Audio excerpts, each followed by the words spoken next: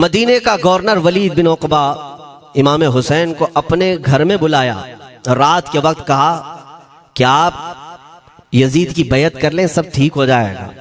आपने एक तारीखी जुमला फरमाया था, आज वो सब मुसलमानों को याद होनी चाहिए। इमाम हुसैन ने ये नहीं कहा मैं हुसैन रसूलुल्लाह का नवासा यजीद की बैत करूंगा फासिक व फाजिर की, ये नहीं कहा आपने। तवज्जो चाहता हूं, आपने ये नहीं फरमाया, बल्कि ये फरमाया मुझ जैसा उस जैसे की बैत कैसे कर सकता है। ये क़यामत तक आने वालों के लिए मैसेज है, हुसैन जैसा कभी भी यजीद जैसे की बैत नहीं कर सकता, और ना ही वैसों की ताकत को वो मान सकता है। और अल्हम्दुलिल्लाह हमारी माओ ने बचपन से हमें हुसैन को ही सुनाया है, यजीद को नहीं। इसलिए आज अगर किसी तख्त पर यजीद बैठा हो तो हमें डर नहीं लगता इस बात का कि वो गर्दन उड़ा देगा, हमें इस बात का खौफ नहीं लगता कि फांसी पर चढ़ा देगा। हमें इस बात का यकीन है कि अगर हमारे टुकड़े भी हो जाएंगे तो इंशाअल्लाह हमारी रूह करबला जरूर पहुंचेंगी। इमाम हुसैन के साथ क़यामत के दिन उठाए जाएंगे, हक बात करते हुए अगर दुनिया से जाएं। अजीजा ने गिरामी वकार, मैं तारीख की चंद झलकियां आपके सामने रखूंगा। मुझे हुक्म भी हुआ है, बहुत जल्दी वक्त खत्म हो जाएगा, समेटना है। मैं चंद मिसालें आपके सामने रखता हूं। ताकत किसे कहते हैं, कुव्वत किसे कहते हैं। जिम में जाकर बॉडी बनाने वाला ताकतवर है, काजू बादाम खाने वाला ताकतवर है, मुक्के मारने वाला ताकतवर है। कौन है ताकतवर, ताकत किसे कहते हैं? मेरे अजीजों, असल ताकत तो ये है कि तुम इस्तेमाल अपने हाथ पैर कुछ भी ना करो, लेकिन खलबली दूसरों में मची रहे। ये असल ताकत है, ये रब ताला की तरफ से दी हुई होती है इनाम में।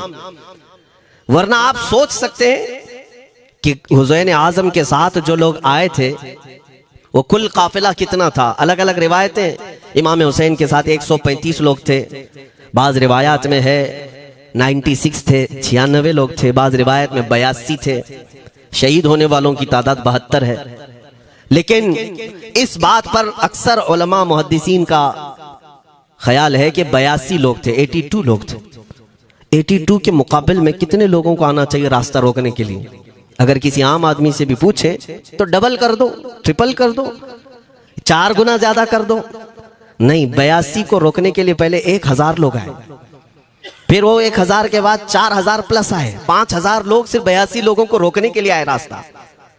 फिर ये लोग 4 दिन तक रास्ता रोकते ही रहे, 5000 लोग मिलकर। 10वीं मुहर्रम होने से पहले पहले फिर तकरीबन 16000 लोग आए, यानी तकरीबन पूरे टोटल मिलाकर 22000 के करीब, 21000 समथिंग कुछ। 22000 की फौज क्या माने रखती है किसको रोकने के लिए? 82 लोगों को। इसी से समझ में आता है असल ताकत किसे कहते हैं। ताकत इसी को कहते हैं कि उधर 3 दिन के भूखे और प्यासे हैं, उनके खीमों में साजो सामान भी नहीं, जंग के असबाब भी नहीं, और वो जंग की नीयत से भी नहीं गए। उसके बावजूद 22000 के सीनों में जो खलबली मची है, दुनिया इसी को समझ नहीं पा रही है। अगर दुनिया ये समझती है क्वांटिटी का नाम ताकत है तो हम उसको रद्द करते हैं, नहीं, क्वालिटी का नाम ताकत है। ईमान ये असल ताकत है। और एक तारीखी बात मैं आपके सामने रखता हूं। इमाम हुसैन का रास्ता रोकने के लिए सबसे पहले यजीद की फौज से जो शख्स आया था उसको हुर बिन यजीद कहते हैं। हुर बिन यजीद रियाई 1000 का लश्कर लेकर के ये इमाम हुसैन का रास्ता रोकने आए। 2 दिन तक इधर उधर घुमाते रहा, और जब जब नमाजें होती रही इमाम हुसैन मुसल्ला इमामत पर हैं और ये यजीदी इक्तिदा भी कर रहे हैं। हर जमात इमाम हुसैन के पीछे हो रही है। लेकिन मैं आपको बताता हूं, 10वीं मुहर्रम से पहले इमाम हुसैन ने खुतबा दिया और यजीदियों से कहा, क्या तुम मेरी हैसियत को नहीं जानते? मैं फातिमा जहरा का बेटा हूं, हैदर कर्रार का नूर नजर हूं, रसूलुल्लाह का नवासा हूं। मेरी निस्बतें क्या तुम्हें नहीं मालूम? तुम मेरे खून से अपने हाथों को न रंगो। मैं तुम्हारे पास ऑप्शन रखता हूं, मैं इस रास्ते से अपने वापस मदीने की तरफ जाता हूं, या किसी साहिल की तरफ, या दिमश्क जाऊंगा। जंग करना नहीं चाहता तुमसे। ये 3 ऑप्शन जब इमाम हुसैन ने रखा तो यजीदियों ने एक को भी कबूल नहीं किया। वो जंग करना ही चाहते थे, इमाम हुसैन के खून के साथ खेलना ही चाहते थे। लेकिन जो हुर बिन यजीद है, तवज्जो चाहता हूं, जो खुद इमाम हुसैन का रास्ता रोकने के लिए आया, उसके दिल में ये बात आई और उसने आकर के 10वीं मुहर्रम को यजीदियों से कहा मियां मान लो हुसैन की बात, 3 में से कोई एक बात मान लो, हम जंग नहीं करना चाहते, वो रसूलुल्लाह के बेटे ही तो हैं। तो सारे जो सिपह सालार बड़े बड़े थे, अमर बिन साद, शिमर वगैरह, हुर बिन यजीद से कहने लगे तुझे कौन कहता है फैसला करने के लिए, तू सिपाही है, 1000 की नफरी तेरे साथ दी गई है, बस अगर तुझे हमारे साथ रहना है तो मैदान में जमा रह, वरना चला जा, तू सुलह की बातें मत कर। हुर बिन यजीद उसी दिन 10वीं मुहर्रम को उन यजीदियों से कहता, अच्छा अगर तुम मेरे इस बात को नहीं मानते तो तुम्हारी सिपह सालारी तुम्हें मुबारक, मैं हुसैन के खीमे में जा रहा हूं। जो यजीद की तरफ से आया था वो किधर चला गया, मौला हुसैन के खीमे में। कब? सिर्फ 10वीं मुहर्रम, एक रिवायत में 9वीं मुहर्रम को, एक दिन पहले इमाम हुसैन के खीमे में आया, दस्तबोसी की, माफी मांगी, और इमाम हुसैन ने कहा अब तुम जा सकते हो अपने घर। हुर बिन यजीद ने कहा मैं उस वक्त तक अब आपका साथ नहीं छोड़ूंगा जब तक मेरे जिस्म में आखिरी सांस बाकी रहेगी, मैं आपके साथ रहूंगा। अब इमाम हुसैन की वफादारी में आने वाला कौन था, इसलिए मैं आपको एक चीज दे जाता हूं मेरे अजीजों, अल्लाह अज़्ज़ व जल की कुदरत के फैसले हैं, वो जब चाहता है कहीं से भी किसी को हिदायत अता फरमाता है। वो बातिल कुव्वतों के मौजूद पलने वाला बच्चा भी कभी रब तबारक व तआला हिदायत देता है, उसे आलिम बनाता है, और कभी काबे की छांव में पलने वाले को मौला अबू जहल भी बनाता है, गुमराह कर देता है। हुर बिन यजीद मौला हुसैन के पास आ गए। जो बात मुझे कहनी है उसके लिए मुझे इतना वाकया बयान करना पड़ा है। मैं असल पॉइंट की तरफ आता हूं, क्यों मैं ये बयान कर रहा हूं। जब 10वीं मुहर्रम को जंग शुरू हुई, अमर बिन साद ने तीर चलाया, तो जानते हैं खीमा हुसैन की तरफ से सबसे पहले मैदान में उतरने वाला यही हुर बिन यजीद ही, यही उतरे अपने घोड़े पर सवार होकर, उन्हीं यजीदियों से लड़ने के लिए जिनकी फौज में ये आए थे, उनके मुकाबले में लड़ने के लिए गए। और जब लड़ने की इब्तिदा हुई, सुबह से दोपहर के करीब तक वो लड़ते रहे, जवाल तक। अब जो बात कहना है तवज्जो से सुनो। हुर बिन यजीद ने सुबह से लड़ाई की, बहुतों ने वहां पर मैदान जंग में मुकाबला आराइयां की हैं, लेकिन हुर बिन यजीद की जो लड़ाई है वो तारीख में लिखी हुई। आज उन्होंने यजीदियों के साथ जो जंग किया, कई घंटे जंग करने के बाद, जानते हैं तन्हा हुर बिन यजीद ने 120 यजीदियों को कत्ल किया। 120 की तादाद, एक घोड़सवार एक ही है, 120 को मार गिराया। उसके बाद जामे शहादत नोश किया। मैं तारीख पढ़ रहा था, वहीं पर हमने किताब को रोक दी। बहुत सारे लोग करबला के वाकयात में इमाम हुसैन के खानदान के बच्चों के शहादत तो बयान करते हैं, उनके जिस्म कट गए, उनके ऊपर घोड़े दौड़ाए गए, लेकिन तुम ये नहीं जानते कि हुसैनी शहजादों ने बातिल कुव्वतों के कैसे छक्के छुड़ाए थे। एक एक जवान ने मुकाबिल में आने वालों को उनकी औकात कैसे याद दिलाई थी। अब सुनो, हुर बिन यजीद 120 को मार गिरा सकते हैं, वो भी एक दिन पहले खीमा हुसैन में आने वाला, एक दिन पहले खीमा हुसैन में आने वाला। बात समझ में आ रही है? अभी जो एक दिन पहले खीमा हुसैन में आ जाए, उसकी ताकत का हाल ये है, जो पैदाइशी हुसैनी हो उसकी ताकत का हाल क्या हो। मेरे अजीजों, ताकत किसे कहते ये समझो। यह और बात है कि लोगों को अपनी ही औकात मालूम नहीं, अपनी हैसियत मालूम नहीं है। होता क्या है मैं आपको बताऊं। अल्लामा अब्दुल मुस्तफा आजमी साहब ने एक बड़ी प्यारी बात लिखी है। वो गुजरात के हालात बहुत अच्छी तरह से जानते थे। आपने एक बहुत अच्छी बात लिखी जो हमारे तमाम चीजों से, या आज के जमाने में ये चीज मैच होती है। एक ताजिर तिजारत करने के लिए निकला, उसके पास कुछ कीमती हीरे थे, और वो हीरों की तिजारत करता था, और एक चोर उसके पीछे पड़ गया। और वो चोर रोजाना वो चोरी करने के चक्कर में रहता था कि जब रात को ये ताजिर सोए तो मैं ये हीरे निकाल लूंगा। लेकिन 2-3 दिन जब वो ताजिर सोता था, वो पूरे हीरे चेक करता था, कहीं नहीं मिलते थे। थक गया चोर। 3 दिन के बाद उस ताजिर को उसने पूछा, चोर ने कहा कि तुम हीरे रखते कहाँ हो, दिन भर तो तुम्हारे पास होते, रात में कहाँ जाते। तो उस ताजिर ने कहा, अकल का अगर तू इस्तेमाल करता तो तुझे बात समझ में आती, रोजाना मैं तेरे ही जुब्बे में रात को ये हीरे रखकर खुद सो जाता था। वो अपना नहीं तलाश करता, इसका तलाश करता। बिला तशबीह बिला तमसील। मेरे अजीजों, तुम्हारे पास जो ताकत है तुम्हें उसका अंदाजा नहीं। तुम जो मोहब्बत मुस्तफ़ा सल्लल्लाहु अलैहि वसल्लम की शमा अपने सीने में रखते हो, मौला करीम का वादा है तुम्हारे साथ, काना हक्कन अलैना नस्रुल मोमिनीन। रब ताला फरमाता, हमने अपने ऊपर लाजिम कर लिया है कि ईमान वालों की मदद करें। और हमने मदद देखी है, रब ताला की मदद देखी है। आज के इन हालात में मुझे बताओ, भौंकने वाले भौंक ही रहे, बाकी तुम्हारा क्या बिगाड़ लिया, क्या तुम्हारा खराब किया? बस ये है कि तुम अपने अंदर खलबली मत मचाओ और ज्यादा खौफ और हिरास में मत जियो। अल्हम्दुलिल्लाह मुसलमान हैं, मोमिन हैं, किसी चोर कौम से तुम्हारा रिश्ता नहीं है। तुम दुनिया की उस अजीम कौम हो जो सिर्फ और सिर्फ अपने रब ताला के हुजूर झुकती है और अपने रब तबारक व ताला के हुजूर ऐसे झुकती है। मैं चैलेंज के साथ कहता हूँ, पूरी दुनिया में कोई कम्युनिटी, कोई कौम ऐसी नहीं है जो अपने खुदा को देखने के बाद ही झुकती है।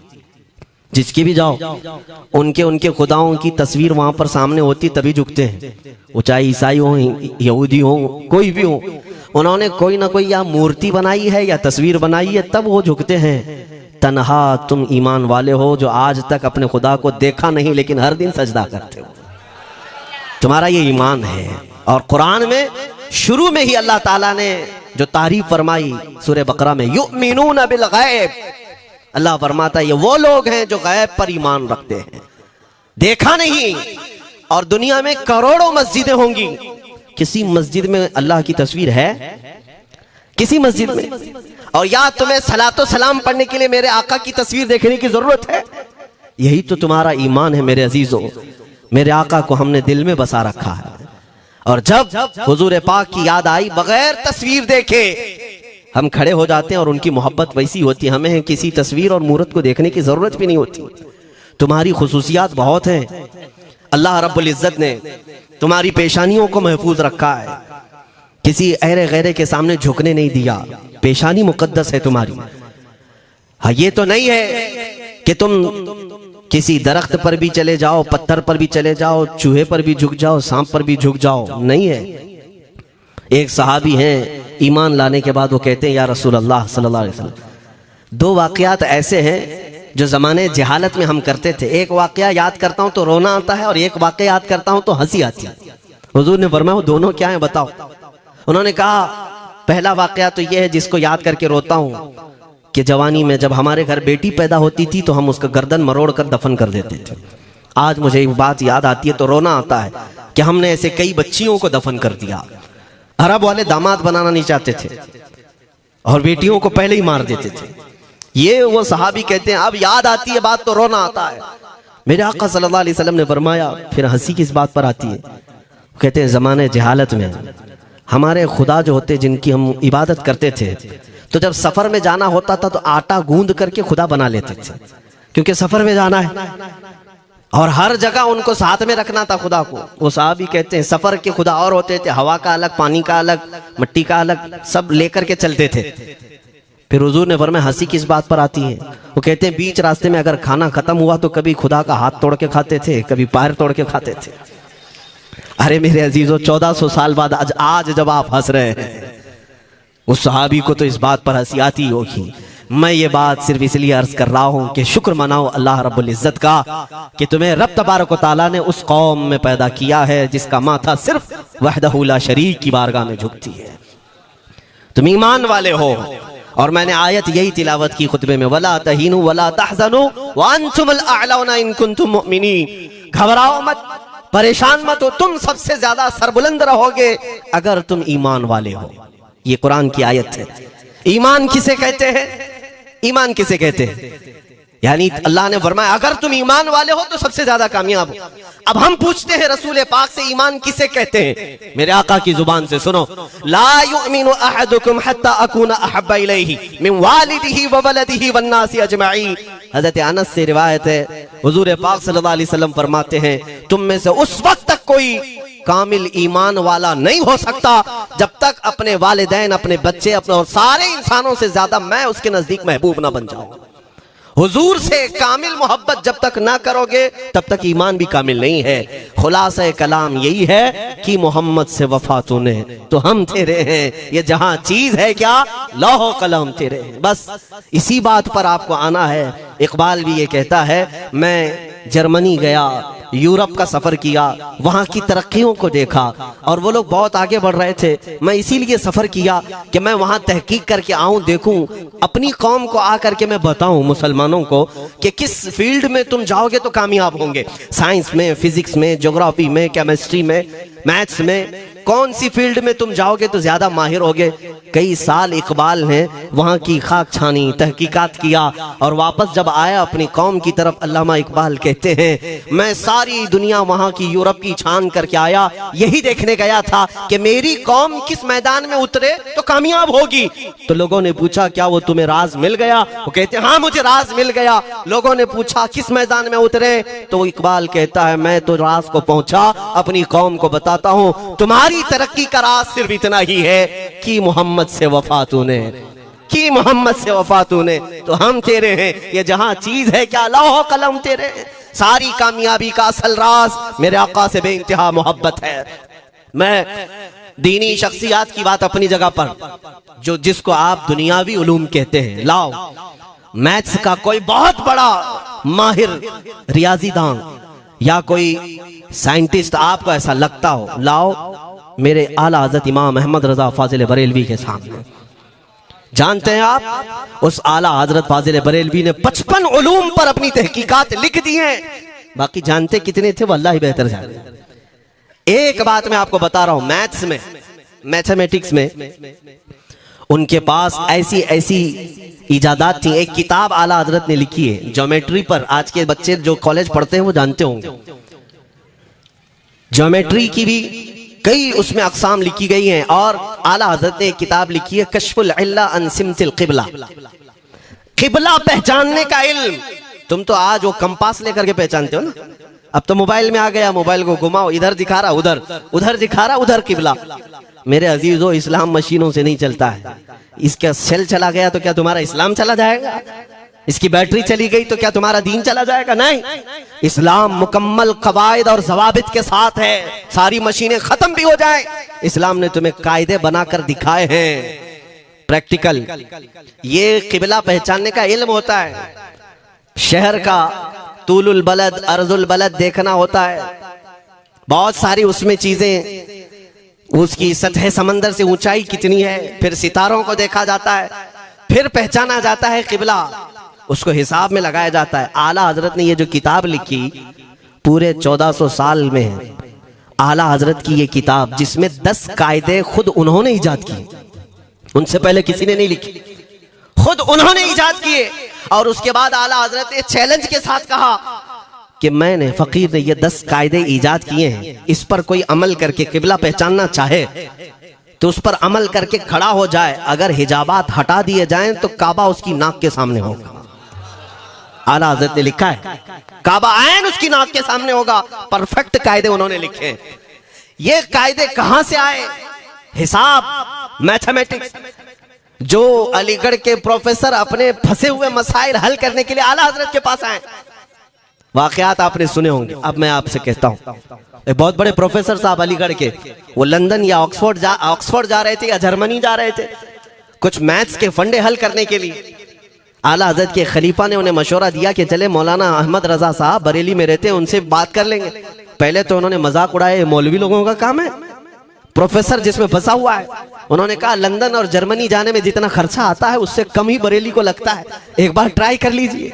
वो आए आला हज़रत के यहाँ, वो मौलाना सैयद सुलेमान साहब के कहने पर जब आला हज़रत के पास आए, असर का वक्त था, अजान हो चुकी थी, आप मस्जिद की तरफ जा रहे थे। प्रोफेसर साहब से मुलाकात हुई। आला हज़रत ने पूछा कैसे आना हुआ? उन्होंने कहा एक बहुत पेचीदा मसले में फंस गया हूं, मैथ्स का, रियाजी का, हिसाब का हल नहीं होता, इसके लिए मैं बाहर का सफर कर रहा था। आपके शागिर्द मौलाना सुलेमान साहब ने कहा कि आपसे मिलने। आला हज़रत ने कहा दिखाएं क्या मसला है? उन्होंने कहा इतने शॉर्ट टाइम में ये हल नहीं होगा, नमाज के लिए आप जा रहे हैं। आला हज़रत ने फरमाया फिर भी दिखाओ। आला हजरत को उन्होंने वैसे ही खड़े दिखाया।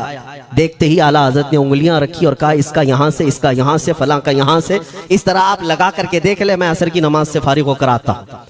वो प्रोफेसर साहब कहते हैं उन्होंने चुटकियों में यूं हल किया, मैं जब बैठ करके उस मसले को लगाया तो तुरंत 2 मिनट में वो मसला हल हो गया। अब जिसके लिए मैं ये वाकया अर्ज कर रहा हूं सुनो। वो हैरत में आंखें फटी फटी रह गई उस प्रोफेसर साहब की। उधर नमाज होने के बाद आए आला हजरत, तो वो अश करने लगे, कहा मौलाना साहब मैं पहली मर्तबा देख रहा हूं कि मदरसे का कोई मौलवी मैथ्स के इतने टफ फंडे को हल कर लेता हो। मौलाना ये तो बताएं, ये रियाजी और ये मैथ्स के मसले आपने किससे सीखे? कौन है आपको? किस कॉलेज में, किस यूनिवर्सिटी से आपने सनद हासिल की है? यही मुझे कहना है मेरे से। अब आला हजरत का जवाब सुनो। कहते हैं जनाब मैंने अपने वालिद से सिर्फ प्लस माइनस और मल्टीपल के मसले सीखे, जमा नफी और ज़रब हमारे वालिद साहब ने बस इतना ही सिखाया। और उस वक्त बचपन में मुझे मंतिक, फलसफा, ये सब किताबें पढ़ने का शौक था। मैं हिसाब के, ज्योमेट्री के ये किताबें लेकर बैठा। मेरे वालिद आए, देखा, पूछा अहमद रजा क्या पढ़ रहे हो? मैंने दिखाया ये मंतिक है, फलसफा है या हिसाब की किताबें हैं। मेरे वालिद ने वो किताबें अपने हाथ में ले ली और कहा जा रसूलुल्लाह की हदीसें पढ़, सदक़े में सारे इल्म दे दिए जाएंगे। आला हज़रत फरमाते हैं उसके बाद मैंने अपनी जिंदगी मेरे मुस्तफ़ा के कदमों में लगा दी। ये जो आप देख रहे हैं ये मेरे मुस्तफ़ा के कदमों से छन कर मुझे मिला है। बस बात समझ जाओ, ताकत इसी को कहते हैं। नबी पाक सल्लल्लाहु ताला अलैहि वसल्लम से बेइंतहा मोहब्बत करने वाला वो दुनिया के किसी मैदान में भी तन्हा नहीं होता, तन्हा नहीं होता। अजीजा ने गिरामी वक़ार, मैं इस बात की तरफ आपको ले जाता हूँ। एक साहबी हज़रत सलमा बिन अक्वा रज़ियल्लाहु ताला, इनको राजिलु रसूलिल्लाह कहा जाता है। हुजूर सल्लल्लाहु अलैहि वसल्लम के ऐसे सिपाही जितने गज़वात में गए, जितनी जंगों में गए, कभी घोड़े पर नहीं बैठे, पैदल। और वह ऐसा पैदल चलते थे कि कोई घोड़ा भी उनके साथ नहीं पकड़ पाता उनको जब वो भागते थे। घोड़ा भी अपनी तेज रफ्तारी के बावजूद उन्हें नहीं पकड़ पाता। उनको वो लक़ब मिला था राजिलु रसूलिल्लाह, चल करके सफर करने वाला रसूलुल्लाह का सिपाही। एक बार ऐसा हुआ, एक बनु कार्रा का शख्स जिसका नाम अब्दुर्रहमान है, ये मुनाफिक था, खबीस था। इसने तकरीबन 400 लोगों को जमा किया, अपने हम मिजाज लोगों को, और मदीने पर रात के वक्त एक बगीचे पर हमला किया, पूरे बगीचे को आग लगा दिया। और उसके बाद फिर जो खजूरें थी वहां से सब लूट लिया, लूट करके अपने घोड़ों पर रख लिया और निकल पड़ा। उस वक्त सिवाय हजरत सलमा बिन अकवा के कोई नहीं था। उधर 400 लोग लूट मार कर रहे हैं और खजूरें जमा कर रहे हैं, और ये तन्हा साहबी। इस साहबी का हाल ये है, घोड़ा भी नहीं होता था कभी नहीं। अब इनको जलाल आया कि मेरे मुस्तफ़ा के शहर की एक खजूर भी मैं बाहर जाने नहीं दूंगा जो चोरी करके जा रहा है। उसके बाद आपने पीछा करना शुरू किया। और हकीकत देखें, आप जब हदीस पढ़ेंगे, आला हजरत ने अल मलफूज में भी इसको नकल फरमाया, जब तक मैं ये हदीस पढ़ रहा था इतनी हंसी भी आती है और उनकी इस बहादुरी पर दिल खिल जाता है और सीना चौड़ा होता है कि वो अकेले किस बात पर भाग रहे थे, उनके पीछे 400 लोगों के पीछे भाग रहे। अच्छा, कोई ये कहे कि नादान आदमी है, 400 लोगों को नहीं देख रहा, अकेला भाग रहा है, हो सकता है इनको कोई कह दिया हो, लेकिन मुझे हैरत उन 400 पर हो रही है जो एक से डर के भाग भी रहे थे। वो भी भाग रहे हैं, एक दौड़ा रहा है और 400 भाग रहे हैं। वह अब्दुर्रहमान कार्रा का रहने वाला कारी भागा जा रहा है और सबसे कह रहा है सलमा बिन अकवा से अपनी अपनी जान बचा लो। इसीलिए मैं कहता हूं ये बुज़दिल कौमें हैं, मेरे मुस्तफ़ा के गुलामों का मुकाबला करने की सकत नहीं रखती, जिसके सीने में इश्क़ मुस्तफ़ा हो। 400 भागते रहे और ये भगाते रहे बहुत दूर तक। जब हज़रत सलमा बिन अकवा भागते थे तो घोड़े भी पीछे पड़ जाते हैं, और आप जैसे जैसे कोई घोड़सवार आता उसकी टांग पकड़कर खींचते और उसकी गर्दन पर पैर रखते, फिर आगे निकल पड़ते थे। न जाने कितनों को उन्होंने तन्हा अपने हाथों से गिराया, कोई मुकाबला करने को तैयार नहीं। गिराते भी हैं और उनकी गिरी हुई खजूरें जमा भी करते हैं कि मुझे मदीने वापस ले जाना है। उस सहाबी को मैं पढ़ता हूँ, अजीजा ने गिरामी खजूरें जमा करते रहे और उन्हें भगाते रहे। आखिर में वो 10-10 की टुकड़ियों में बदल गए। वो अब्दुर्रहमान कार्रा का रहने वाला, कहने लगा एक साथ मत भागो, ये अकेले सबको भगा रहा है, 10 इधर जाओ, 10 उधर जाओ, 10 उधर जाओ। जालिमों, पलट कर मेरे मुस्तफ़ा के गुलाम का मुकाबला करके देखते, लेकिन किसी से नहीं हुआ। वो पहाड़ की चोटियों में चले गए। हजरत सलमा बिन अकवा पहाड़ पे भी चढ़ने लग गए। तो अब्दुर्रहमान कारा वो कहता है वहीं से चीख करके, सलमा बिन अकवा तुमको क्या चाहिए, क्यों पीछा कर रहे हो? कहा मैं शहर रसूल की एक खजूर भी जब तक तुम्हारे पास होगी पीछा करता रहूंगा। उसने वहीं से अपने सारे साथियों को पुकार कर कहा, सारे लोग खजूरें फेंक दो, अपनी जान बचा लो। सबों ने खजूरें दे दी।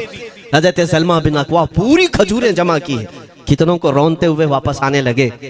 जानते हैं एक सहाबी और है हजरत अबू कुतादा, जिनको फारिसु रसूलिल्लाह कहा जाता है। उनका घोड़ा दौड़ता हुआ, उनको दौड़ाता हुआ हजरत अबू कुतादा उस पर हैं और 10 लोग और साथ हैं। वो हजरत सलमा बिन अकवा की मदद के लिए आ गए। जब वो आए तो ये अक्सर को तो गिरा चुके थे, खजूरें ले भी चुके थे। हजरत अबू कुतादा 10 सहाबा के साथ जब आए, हजरत सलमा बिन अकवा की और मदद हो गई। अब ये मदीने आने लगे तो तवज्जो चाहता हूं। हजरत सलमा बिन अकवा ने पूछा, मैं तो अकेला दौड़ा रहा था, कोई मुझे न देखा था, ना ये वाकई की किसी को खबर थी, तुम यहां तक कैसे आए? तुमको किसने भेजा मेरी मदद के लिए? मुसलमानों याद रखो, मेरे मुस्तफा की वफादारी में जब कोई निकलता है तो कहां से मदद आती है अंदाजा भी नहीं होता। हजरत सलमा बिन अकवा ने उनसे पूछा अबू कुतादा से, तुम आए कैसे? हजरत अबू कुतादा ने जो जवाब दिया वो और ताज्जुब का था। कहा हमने नहीं देखा, हमको मालूम भी नहीं तुम किसके साथ गए हो, हमें ये वाकया भी नहीं मालूम, लेकिन हम अपने खीमे में बैठे थे, हमारा ये घोड़ा दौड़ता हुआ है, ये घोड़ा दौड़ता हुआ आया और दोनों पैर बार बार उठा करके हिनहिनाने लगा।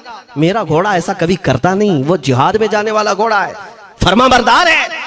अबू कुतादा ने उसको सहलाया, लेकिन फिर भी वो खामोश नहीं हुआ। हजरत अबू कुतादा कहते मैं पहचान लिया, वो अपनी पीठ पर मुझे सवार करना चाहता है। मैं इसकी पीठ पर बैठ गया। मेरे साथी भी ताज्जुब में थे, इतनी वक्त गुजर जाने के बाद घोड़े को न भूख लगी है न प्यास लगी है, ये कहां ले जा रहा है? अबू कुतादा कहते हैं ये घोड़ा है जो तुझ तक हम सबको ले आया है। हजरत सलमा बिन अकवा ने कहा, हाँ मुझे याद है जब मैं उन 400 को दौड़ा रहा था तो तुम्हारा घोड़ा मुझे देख रहा था। पता ये चला दुनिया का हर जानवर भी मेरे मुस्तफ़ा का वफादार है।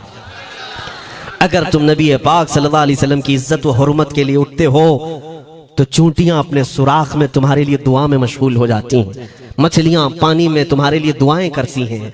अजीज़ान गिरामी वक़ार, आज मैं अपने जुमलों को समेटते हुए ये बात कहता हूँ, धोरा जी की सरजमीन मैंने कभी सुना नहीं या कभी आपसे मुलाकात नहीं की, लेकिन इतना बड़ा मजमा हमें जो सुनने के लिए बैठा है, लोग मुसाफे के लिए आए, फूल हार पेश किए, टूट पड़ते हैं मुलाकातों के लिए। मैं अक्सर जलसों में भी और अपने प्रोग्रामों में ये कहता हूँ, मुझे जो आप इज्जत की निगाह से देखते हैं या मिलना चाहते हैं या देखना चाहते हैं या सुनना चाहते हैं, तो वह इसलिए नहीं है कि किसी बाप का, बड़े बाप का बेटा है या किसी सियासी पार्टी का नेता है। आपकी जो मोहब्बत है वो सिर्फ इसलिए है, ये नाज ये अंदाज हमारे नहीं होते, झोली में अगर टुकड़े तुम्हारे नहीं होते, या रसूल अल्लाह जब तक के मदीने से इशारे नहीं होते, रोशन मेरी किस्मत के सितारे नहीं होते।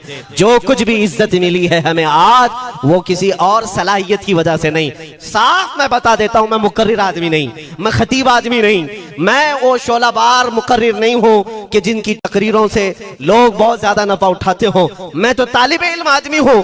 मेरे आका सल्लल्लाहु ताला अलैहि वसल्लम के लिए इतनी वफा करना जानता हूं कि मैंने यह अहद कर लिया है, मेरे जिस्म में जब तक खून बाकी रहेगा, एक भी सालिम कुत्ता मेरे आका की तरफ उंगली भी उठाए, हम अपनी गर्दन भी निछावर करने को तैयार रहेंगे। मेरे आका सल्लल्लाहु ताला अलैहि वसल्लम के लिए कुर्बानी का जज्बा है, इसलिए मेरे आका ने ये इज्जत अता की है। फिर मुझे ये कहने का हक भी है, जब तक बिके न थे तो कोई पूछता न था, या रसूल अल्लाह तुमने खरीद कर हमें अनमोल कर दिया।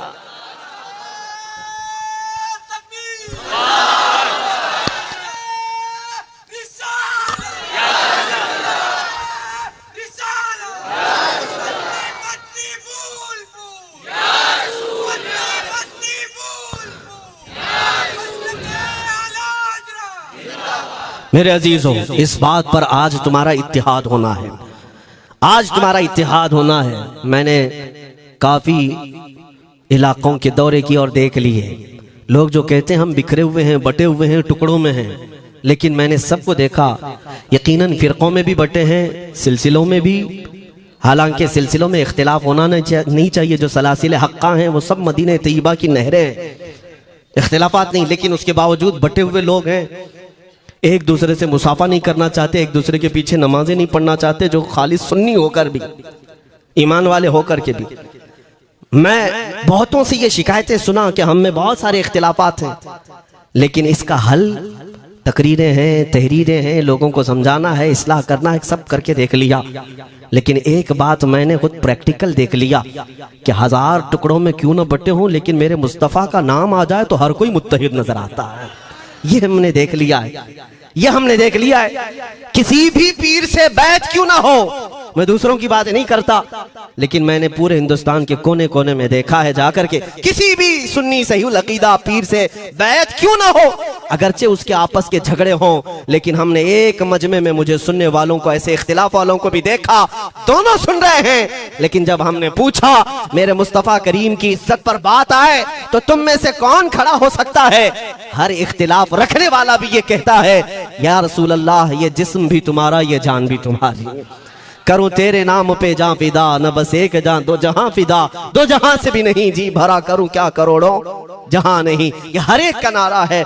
इससे पता ये चला कि आज तुम सबको अगर कोई चीज जोड़ सकती है तो नाम मोहम्मद है, मेरे मुस्तफ़ा करीम सल्लल्लाहु अलैहि वसल्लम की मोहब्बत है। गुंबदे खजरा की छांव में सबको जमा करो, इंशाअल्लाह अज़ीज़ इत्तिहाद बरकरार रहेगा। असल की तरफ नजर रखो, बादशाह की तरफ नजर रखो। बाकी जितने वली हैं, जितने पीर हैं, सब वजीर हैं, सब वजीर हैं। बादशाह सिर्फ मेरा मुस्तफ़ा है। नबी पाक सल्लल्लाहु ताला अलैहि वसल्लम को हम शहंशाह तस्लीम करते हैं। लिहाजा अगर बादशाह की तरफ नजर होगी तो तुम्हें शैतान ये इस तरह की लड़ाइयों में नहीं रखेगा, वो कामयाब नहीं हो सकेगा। तुम सबका मिशन अगर मेरे मुस्तफ़ा की इज्जत और उनकी नामूस हो जाए, हुजूर अकरम सल्लल्लाहु ताला अलैहि वसल्लम की तरफ हमने देखा है बड़े बड़े इख्तिलाफात खत्म हो जाते हैं। हजरत अबू ज़र ग़िफ़ारी, हजरत बिलाल हबशी, दोनों में झगड़ा हो गया था, तकरार हुई। हजरत अबू ज़र ग़िफ़ारी ने सिर्फ हजरत बिलाल को गुस्से में आकर कहा, काली औरत के बेटे, या इब्न उम्मी सौदा। ये तकरार में हो जाता है। हजरत बिलाल को ये बात लग गई, थे तो काले, लेकिन सहाबी ने कहा था काली औरत के बेटे। हुजूर के पास जाकर अर्ज किया, या रसूल अल्लाह, अबू ज़र ने मुझे आज यूं कहा, अबू ज़र ने मुझे आज यूं कहा, काली औरत के बेटे। मेरे आका सल्लल्लाहु अलैहि वसल्लम को जला लाया, बाहर आए, बुलाया, अबू ज़र कहाँ है? आए। हुजूर पाक ने उनको मुखातिब करके सिर्फ इतना फरमाया, अफीकल जाहिलिया, अभी तक तुम्हारे अंदर पुरानी जाहिलियत बाकी है? 3 बार पूछा और उसके बाद मेरे आका चले गए, कुछ नहीं फरमाया।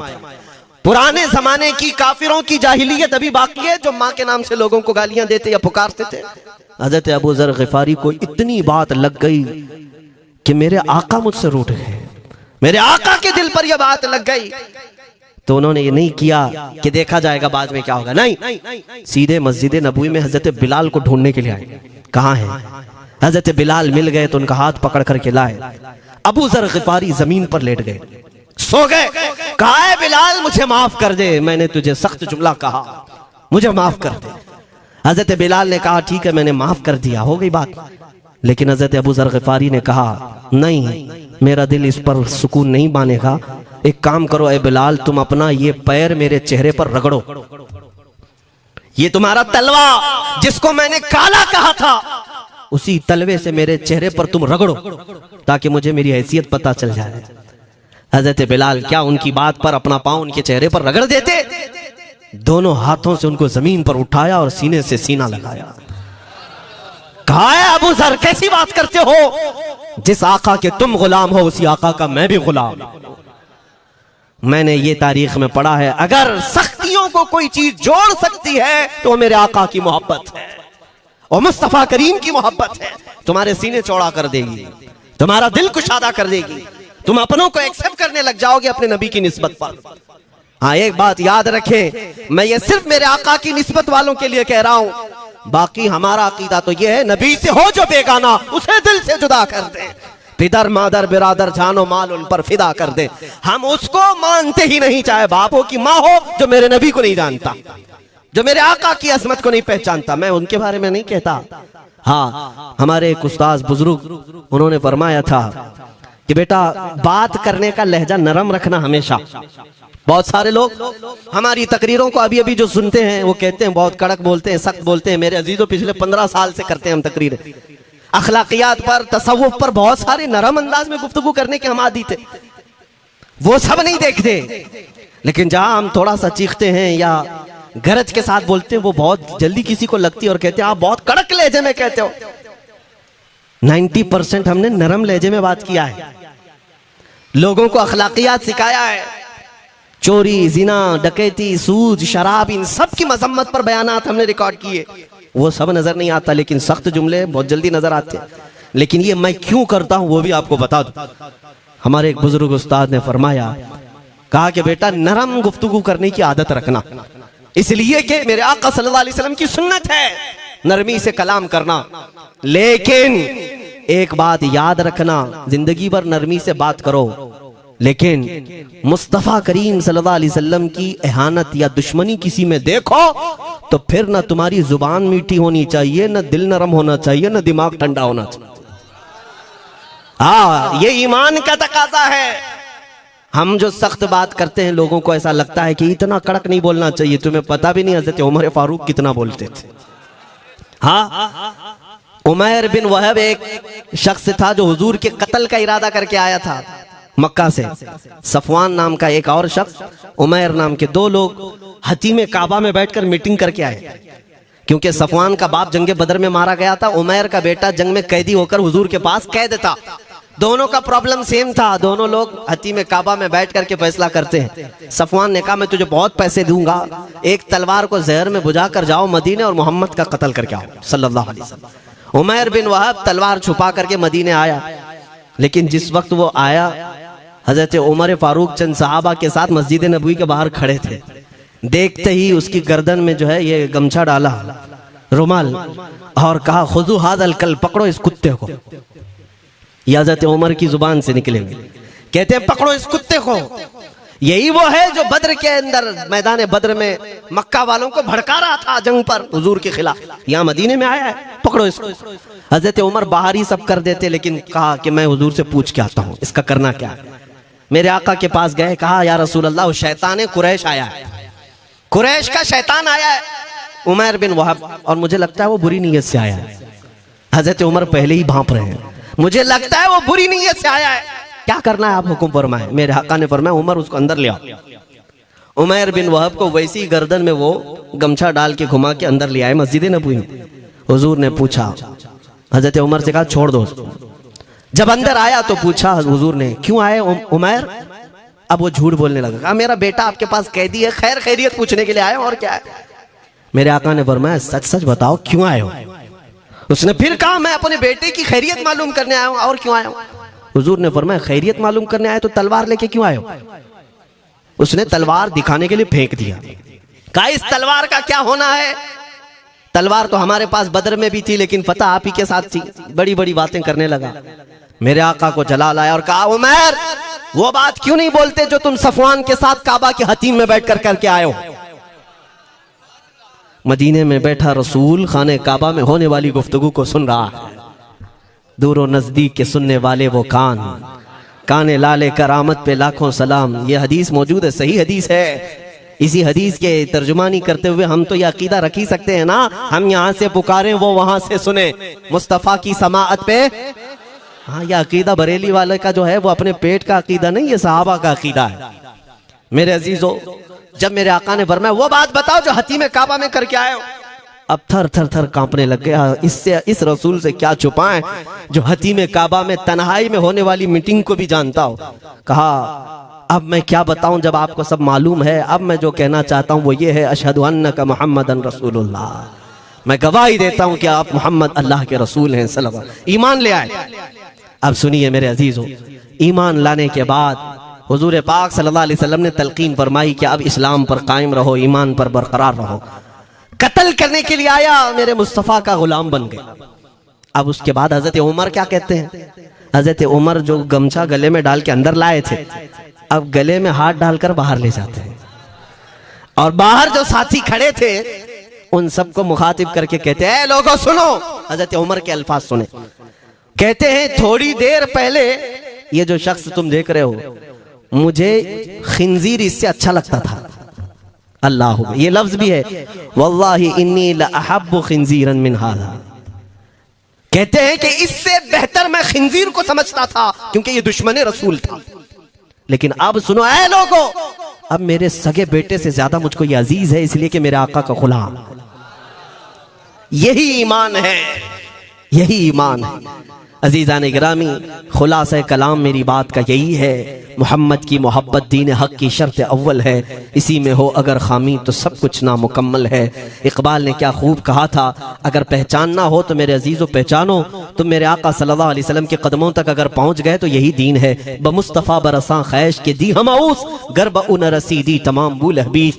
अपने आप को हुजूर तक पहुंचा दो, इसी का नाम दीन है। और अगर वहां तक नहीं पहुंच सके, जिंदगी पूरी अबू लहब की तरह है। हो ना ये फूल तो बुलबुल का तरन्नुम भी ना हो, चमने दहर में कलियों का तबस्सुम भी ना हो ना ये साकी तो मैं भी ना हो, खुम भी ना हो, बस में तौहीद दुनिया में ना हो, तुम भी ना हो। या रसूल अल्लाह, खीमा अफलाक का इस्तादा उसी नाम से है, नबज़ हस्ती तपश आमादा उसी नाम से है। दश्त में दामने कोहसार में मैदान में है, बहर में मौज की आगोश में तूफान में है, चीन के शहर मराकश के बयाबान में है, और पोशीदा हर मुसलमान के ईमान में है। वो मेरे आका की जात ही है, हर जगह है, और उसी की तरफ हमें सबको मुतवज्जो होने की आज जरूरत है। ताकत किसका नाम है? मैंने शुरू इसी बात से किया था, इसी पर खत्म करता हूं। ताकत और कुव्वत सिर्फ बॉडी बनाने को नहीं कहते, ताकत और कुव्वत सिर्फ और सिर्फ काजू बादाम खाने को नहीं कहते। ताकत और कुव्वत उसके अंदर है जो देखने को अगरचे कमजोर लगता हो, लेकिन दुश्मनों के सीने उसकी याद